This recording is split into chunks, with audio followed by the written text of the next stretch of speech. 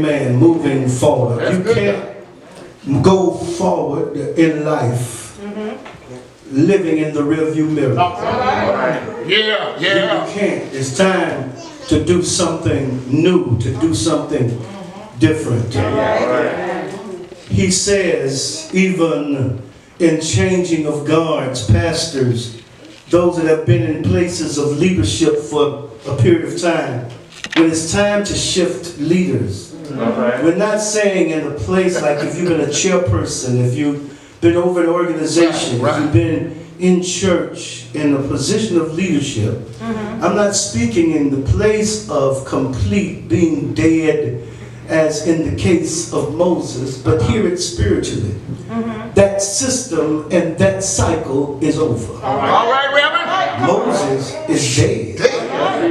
How he managed in the wilderness is over. I know you're mourning, and I know you're hurting, and I know the extraction from it, you're feeling the loss, but it's dead.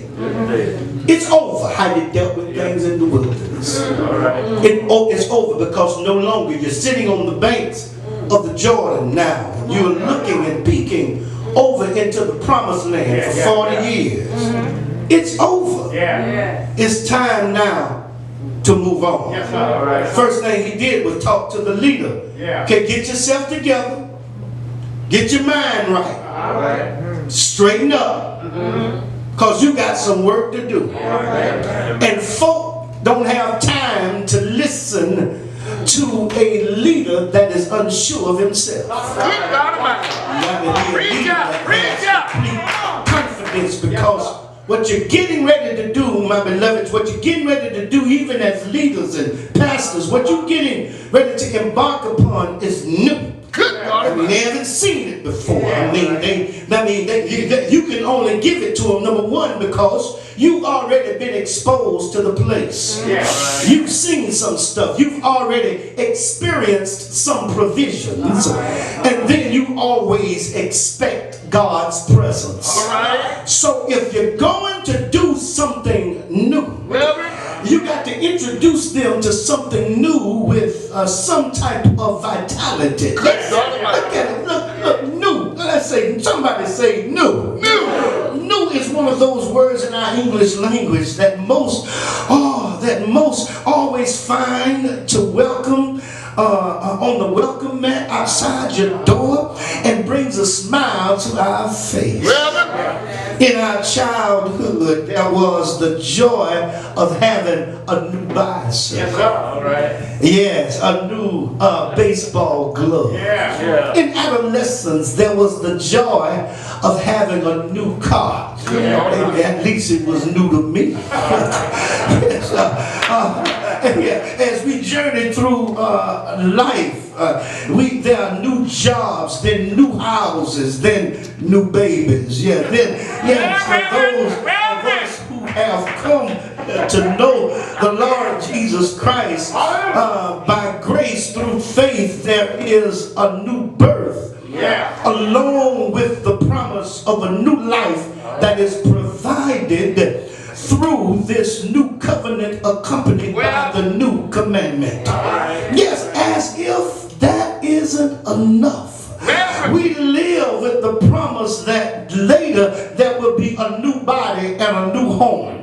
We used to say it like this: over in glory, and it's mine, all mine. God is a giver of many wonderful new things. We stand at the door of another new beginning, a new year filled with new possibilities and opportunities. Watch this. We got 12 new months, 52 new weeks, 365 new days, 8,760 new hours. We have 525,000, yes, new minutes. We have 31,536 new seconds. That's right. Every one of us ought to thank God for another new. Yes, we're coming into a new day, into a new era, faced with a new year. And I believe, my beloveds, we got to go forward. For the children of Israel, it had been a long journey. I mean, Moses had them out in the Egyptian bondage, come through that. They came through the Red Sea parting to the portals of the promised land in Kadesh Barnea. And then through the wilderness and wandering for 4 decades. And now finally, my beloveds, the changing of the gods had just took place. Moses is dead. That system and that cycle is over. I'm going to tell you, when God shut the church down, I believe it was 2019, when he shut the church down, he started introducing a new system and a new era. Yes, many folk are watching church now.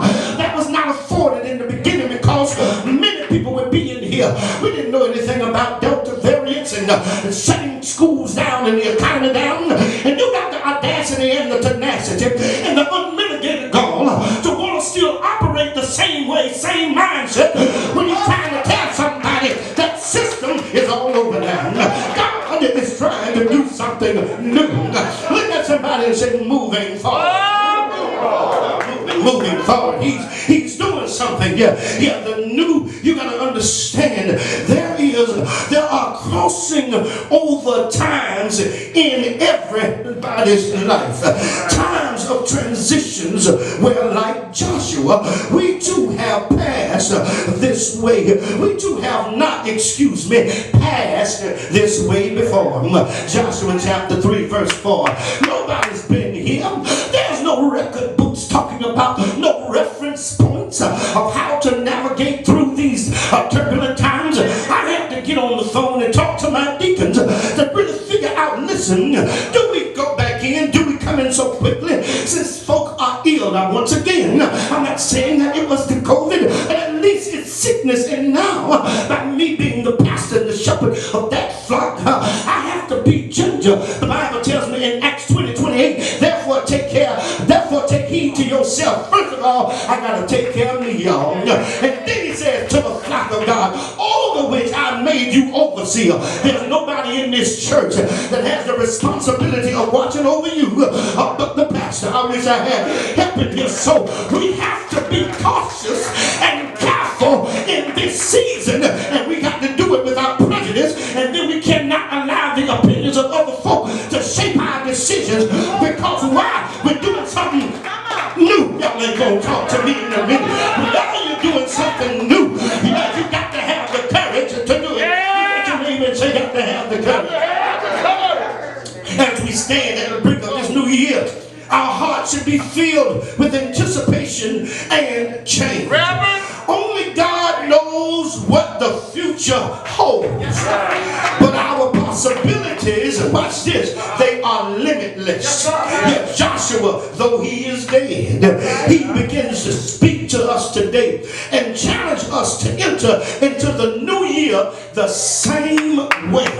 He led his people into their new beginning. As we enter the new year, we should do the same thing. How should we do it? Number one, we need to be being flexible. Number two, because if I don't get to them all, I'm giving you the points now. How do you move forward? How do you say goodbye to yesterday? How do you say it's over to the old system and the cycle? How do you embrace change? Number one, you got to be flexible. Number two, you got to, by being focused. Number three, by being faithful. And number four, by being futuristic. And number five, you got to be fearless. Fearless. Watch this here. As we enter the new year, we should do so, number one, by being flexible. Verse 3, chapter 3, verse 4. You have not passed this way before. Don't be afraid of change. Change can be your friend and not your foe.